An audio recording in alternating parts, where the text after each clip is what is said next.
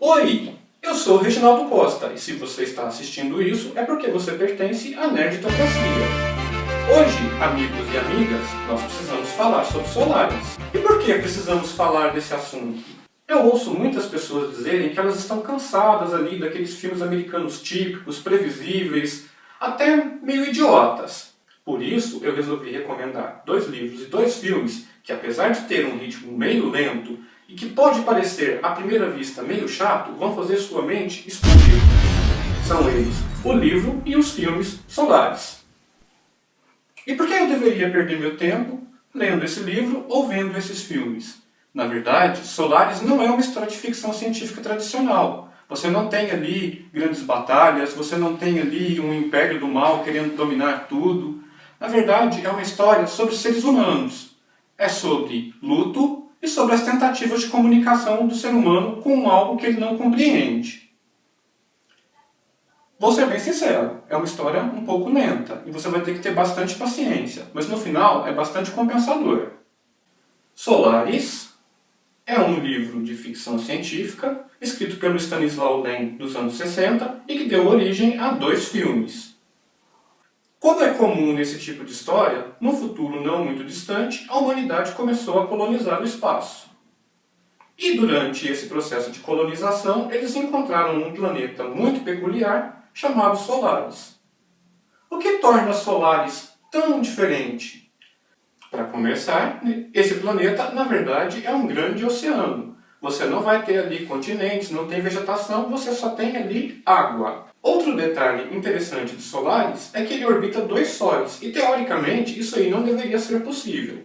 O que leva os cientistas da Terra a criar várias teorias. Uma delas, inclusive, é de que na verdade Solaris não é um planeta, e sim seria um grande ser vivo. Durante muitos anos foram feitas várias tentativas para se comunicar com esse oceano, e nenhuma delas deu certo. Até que ele resolveu se comunicar com os humanos, do jeitinho dele. Quando isso aconteceu, os cientistas que eram responsáveis pela estação espacial começaram a ficar desleixados, começaram a ficar descuidados, pararam de enviar os relatórios. E para isso, a Terra resolveu enviar alguém para ver o que estava acontecendo. O protagonista da história é o Chris Kelvin. Dependendo da tradução, ele é psiquiatra ou ele é psicólogo, mas a gente entende que ele trabalha com as ciências da mente. Ele é enviado para Solaris porque ele conhece um dos cientistas, então teoricamente ele poderia fazer uma avaliação mental mais apurada. Só que, como todo protagonista de ficção científica, o Chris Kelvin é um cara meio problemático, meio revoltado, e ele tem um grande trauma. A mulher dele se matou. Quando ele chega em Solaris, ele encontra um ambiente totalmente desolado e, para sua surpresa, lá tem algumas pessoas além dos cientistas. Logo no comecinho da história, o Chris Kelvin cruza com uma criança. Como aquela criança foi parar ali?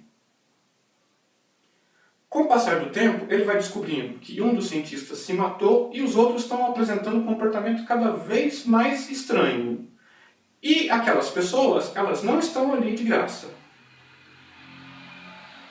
Um belo dia, quando o Chris Kelvin volta para o seu quarto, ele descobre que aquela sua esposa que havia morrido está lá. Aqui no Brasil você vai encontrar várias versões desse livro. As primeiras versões foram traduzidas a partir do inglês. Essa versão aqui, da editora Aleph, ela foi traduzida diretamente do polonês.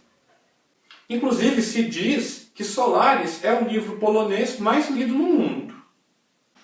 Como eu comentei, Solaris deu origem a 2 filmes. Um filme russo, de 72, e um filme americano, de 2002.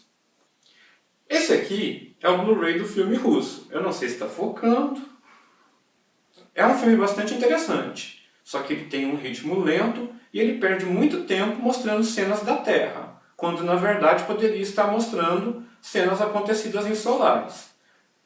É interessante ver essa versão, principalmente por causa da questão da cultura. Você vai perceber que a cultura russa é bem diferente da americana.